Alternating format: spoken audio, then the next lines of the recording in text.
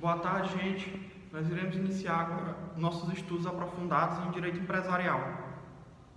Bem, como a gente falou já naquela aula introdutória, o direito empresarial ele visa estudar, é o ramo de direito que estuda as empresas, a sua constituição, sua extinção também, né?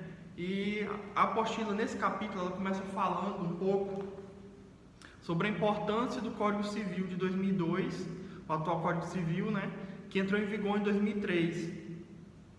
Após longos 26 anos de sua criação, sendo feita a lei aperfeiçoada, somente após 26 anos ela entrou em vigor. Anterior a esse código era o código ainda de 1916. Então, por aí vocês imaginam o quanto essa lei era defasada.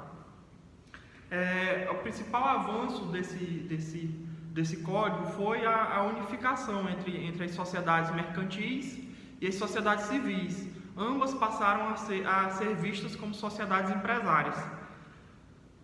Nesse novo código, em seu artigo 966, nós temos qual o conceito de empresário. Nesse artigo ele fala que empresário é todo aquele que exerce profissionalmente uma atividade econômica organizada para a produção ou circulação de bens ou serviços. Exceções a isso são quando essas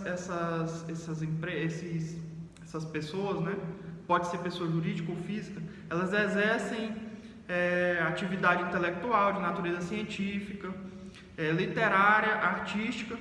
Mesmo que tenha auxílio de outros colaboradores, essas atividades não são consideradas atividades empresárias, entendeu? Então, tem a divisão entre sociedade simples e a sociedade empresária, que é exatamente isso. Essas outras pessoas, podendo até ser pessoas jurídicas também, elas são consideradas sociedades simples, mas não exercem atividade empresária. Como um exemplo que a gente pode dar é o caso de um consultório de dentista ou o próprio escritório de advocacia. São exemplos de atividades intelectuais, né, ou científicas que não caracterizam a atividade empresária. Essas atividades podem até ser consideradas atividades empresárias, como por exemplo, o dentista ele funda uma rede de vários consultórios odontológicos e ele passa a figurar como administrador. Nesse caso, pode ser considerado uma atividade empresária.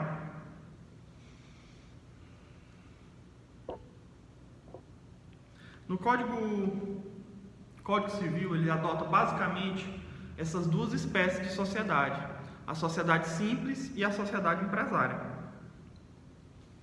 Na sociedade empresária, nós temos, como a gente estava falando, o que a gente pode pontuar como sendo a principal diferença entre a sociedade simples e a sociedade empresária é a forma, o modo como os seus sócios exercem a sua atividade econômica. Por exemplo, na sociedade simples, os próprios sócios são quem fazem as atividades finais da empresa, que executam o serviço ou fornecem os produtos finais da empresa. No caso da sociedade empresária, ela é uma sociedade melhor organizada, né, com fim empresarial, e na sua maioria esses sócios eles funcionam mais na parte administrativa dessas empresas, mais na administração dessas empresas, não estão diretamente ligados à atividade fim. Não estão, por exemplo, o dentista não vai estar lá consultando ou fazendo procedimentos dentários. Ele vai estar mais na administração. Quando é feita uma sociedade empresária, quando é constituída, obrigatoriamente essa sociedade ela tem que escolher qual o seu tipo societário. Diferentemente da sociedade simples. A sociedade simples ela é optativa, ela não é obrigatória ela escolher um tipo societário. Na empresária, obrigatoriamente, ela tem que escolher um dos tipos previstos na lei. Os tipos previstos na lei são as sociedades em nome coletivo, sociedade em comadita simples, sociedade limitada, que é uma das mais comuns, e a sociedade anônima e a sociedade em comandita por ações. A sociedade em nome coletivo pode participar desse tipo de sociedade pessoas físicas, sendo que todos os sócios eles respondem ilimitadamente com seu patrimônio. Esse tipo societário ele não é um bom tipo societário. Por quê? Porque em caso de dívidas dessa empresa, o capital dos sócios vai responder ilimitadamente, entendeu? Resguardados os casos de moradia, de bem de família e de moradia. Então ele não é uma modalidade societária assim, digamos, aconselhável. Nós temos a sociedade em comadita simples. Essa sociedade existe duas categorias de sócios. Temos os sócios que respondem ilimitadamente e temos os sócios que respondem apenas pela sua cota parte. Essa sociedade, atualmente, ela está em desuso. Não se usa muito esse tipo de societário. E nós temos a sociedade limitada. É uma das mais usuais. Na sociedade, como o próprio nome diz, sociedade limitada, o capital dos sócios ele está limitado à sua cota parte nessa sociedade. Por exemplo, existem 2 sócios de uma sociedade limitada. Cada sócio tem 50 cotas do total de 100. Então, esses sócios eles vão responder no limite dessas 50 cotas, do proporcional ao que ele integralizou. Por exemplo, essa empresa ela tem um capital social de R$100 mil. Então, cada sócio obrigatoriamente deve integralizar a sua cota parte. Não necessariamente é 50-50. Um sócio pode ter mais ou menos na sua participação. Só que obrigatoriamente ele tem que integralizar esse valor de R$50 mil. E esse valor ele pode ser integralizado tanto por dinheiro, como por capital, literalmente, como por bens. E a sociedade limitada, ela limita o valor, no caso de dívida, a esse valor integralizado. Essa ferramenta é muito importante para incentivar o empreendedorismo, porque o sócio ele se sente mais confortável em empreender quando ele sabe o que ele pode perder, né, nesse empreendimento. Ele vai investir somente aquilo que ele pode perder. Então ele tem uma noção de que, na pior das hipóteses, ele vai perder somente aquele valor. Existem exceções na sociedade limitada em relação a isso. Os 2 principais casos é no caso de confusão patrimonial, que é quando o sócio ele começa a confundir o patrimônio dele com o patrimônio da empresa.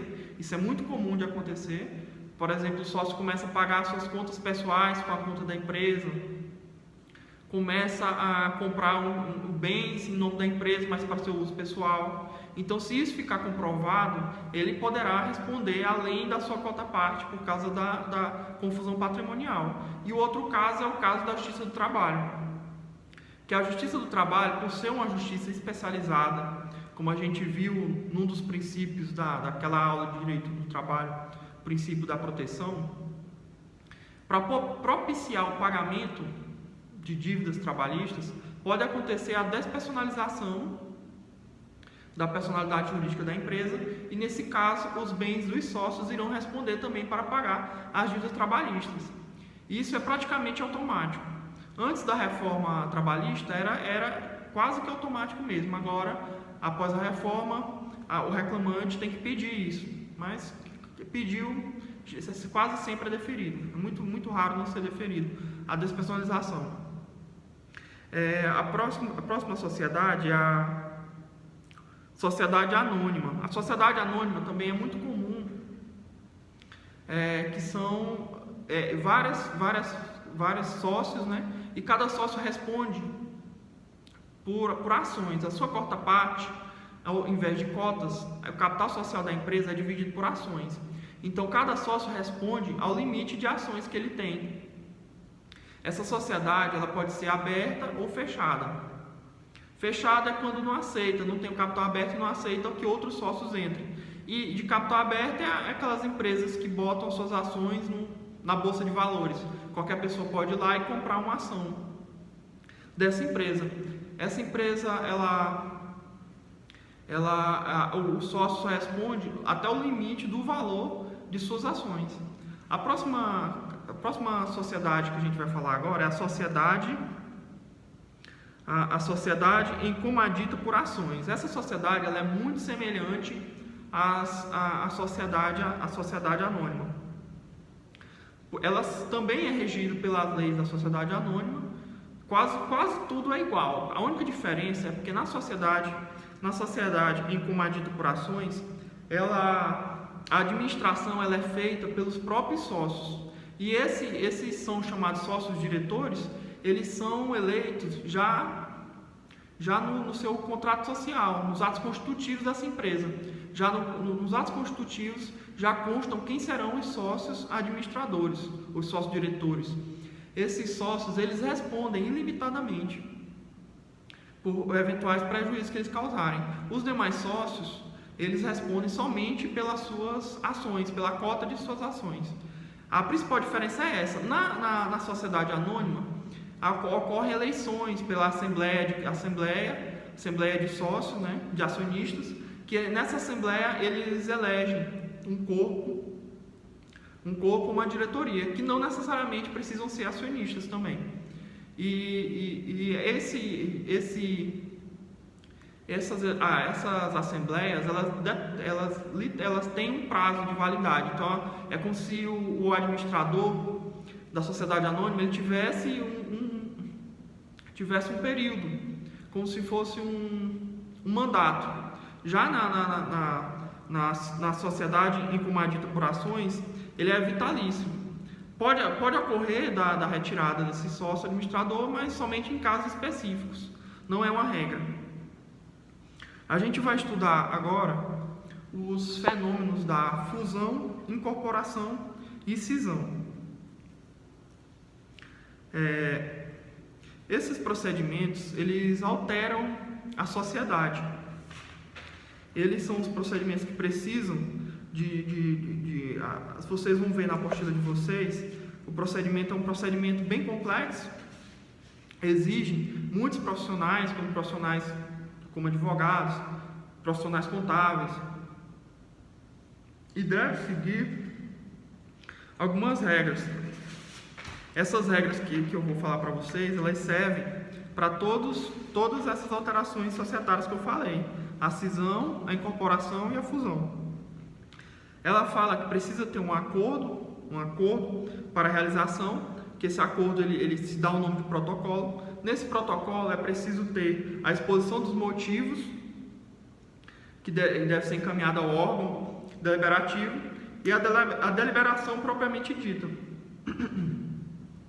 Geralmente acontece em 3 sessões, uma em cada sociedade, em cada empresa, e uma assembleia geral.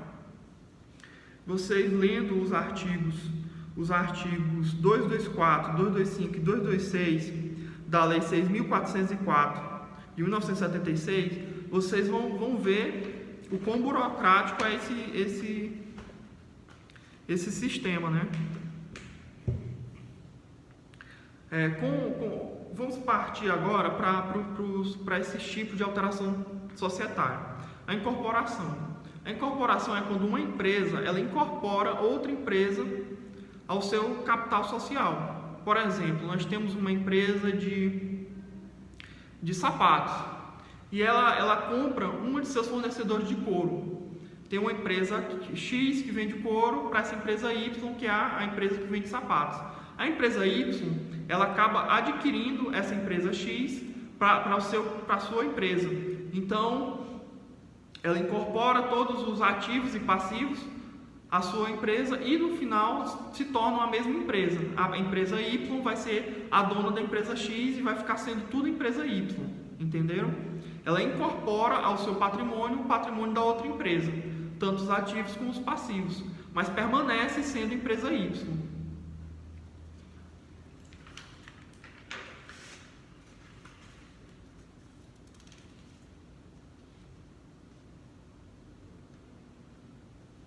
É importante falar também que isso acontece mediante assembleias. São feitas assembleias tanto na empresa incorporada quanto na empresa incorporadora, naquele mesmo estilo que eu expliquei agora há pouco. É feito duas assembleias na incorporada e uma assembleia na incorporadora.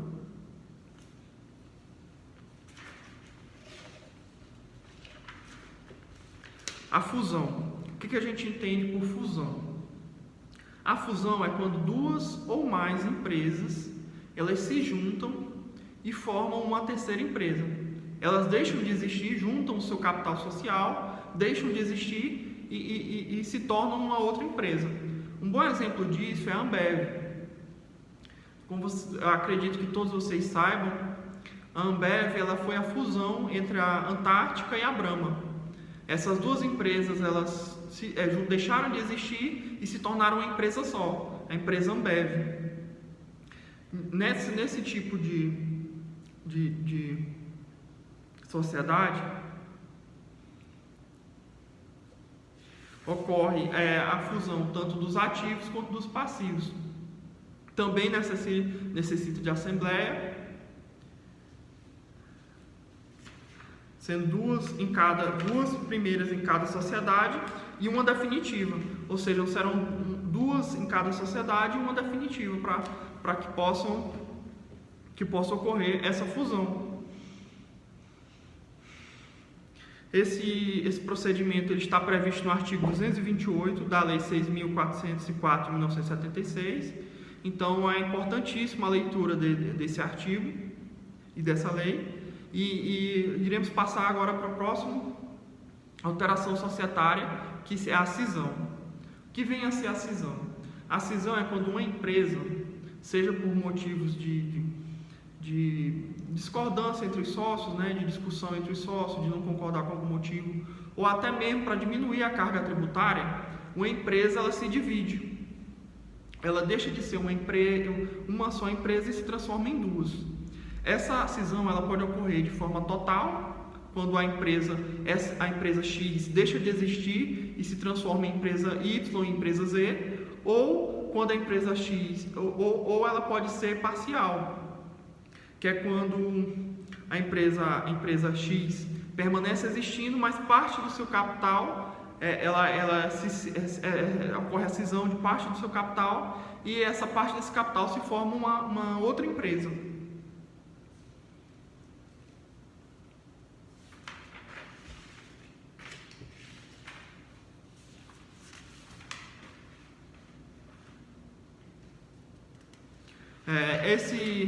A cisão está prevista no artigo 229 da mesma lei, da Lei 6.404 de 1979.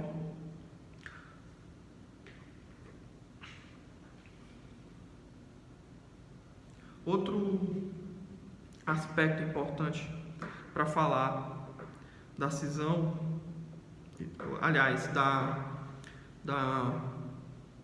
cisão ou da incorporação, é que quando a empresa ela for uma sociedade anônima aberta, ela obrigatoriamente tem que continuar sendo uma sociedade anônima aberta. Ela não pode alterar o seu tipo societário. Ela pode até ocorrer a fusão, incorporação ou cisão de empresas de tipo societário diverso. Só que nesse caso deve prevalecer a sociedade anônima aberta, nesse caso de sociedade anônima aberta, até para propiciar, porque como é por ações e qualquer pessoa pode comprar essas ações, para evitar que um sócio saia prejudicado, um acionista saia prejudicado. Quando acontece esses procedimentos que eu acabei de falar, o valor dessas ações ela é alterado ou majorado, se a fusão ou incorporação agregou valor a essa empresa, ou diminuído. Geralmente é utilizado os valores de mercado. Os valores de mercado, para que evite que seja vendido a um preço maior o valor da ação aos sócios, prejudicando assim esses acionistas. Pô, gente, como vocês puderam ver, essa matéria, assim como tributário também, mas essa eu acho que até mais que tributário, ela é basicamente a letra da lei, é o que está lá na lei e diariamente vocês vão ter que estar consultando para poder exercer a profissão de vocês. A legislação ela fala que os contadores e os técnicos de contabilidade podem responder solidariamente pelos prejuízos causados a terceiros, sejam eles culposos ou dolosos. Culposos é quando você age com imperícia, com negligência e causa algum prejuízo a terceiro. E o doloso é quando realmente você tem a intenção. Então, por isso que é importantíssima a observância dessa legislação. A legislação ela exige que todas as empresas elas tenham uma escrituração uniforme dos seus livros, em correspondência com a documentação relativa a ele e o levantamento anual, o balanço anual, o balanço patrimonial anual da empresa, junto com o resultado econômico. O pequeno empresário está dispensado da exigência da escrituração, mas mesmo assim ele tem que manter o seu livro contábil atualizado. A legislação, isso também é importante para a questão do imposto de renda da empresa, né? Porque em cima da renda, do lucro real, deve ser mantido uma escrituração, né? E dependendo da observância desses livros, é que se fará a declaração de imposto de renda da empresa. Também é importante para a questão do enquadramento da empresa como microempresário, como empresa de pequeno porte, porque se a receita bruta ultrapassar, aqui na apostila ele fala 10 vezes o faturamento, aliás, ele fala, no caso de microempresa, ele fala que o faturamento máximo é de uma unidade monetária. Aí o que é esse valor de unidade monetária? Atualmente é o valor de 360 mil reais. Então, se uma empresa anualmente ela receber um rendimento bruto de 360 mil reais, ela não se enquadra mais em caso de empresa, aliás, não se enquadra mais como microempresa. Ela vai passar a ser empresa de pequeno porte, que é até 360, mais que 360, até 10 vezes esse valor. No caso, 3,6 milhões. Até 3,6 milhões é considerada empresa de pequeno porte. Isso é muito importante no nosso dia a dia, na atividade, porque isso vai influenciar diretamente na tributação da empresa. Uma empresa de pequeno porte, uma microempresa, por exemplo, ela pode se enquadrar no Simples. Até a empresa de pequeno porte também se enquadra no Simples. Ultrapassado isso, ela não vai mais se enquadrar, ou seja, a tributação vai ser bem maior em cima dessa empresa. Então, gente, basicamente é isso. Na próxima aula a gente vai fazer uma revisão geral de todos os assuntos. Importante dar uma lida na apostila e nesses artigos que eu citei, né? Eu aconselho, porque muitas vezes a apostila só cita o artigo, ela não coloca, alguns artigos ela colocou, mas outros ela só citou. É importante também fazer a leitura desses artigos. E vou preparar também uma atividade para a gente responder na próxima aula. Bons estudos para todos.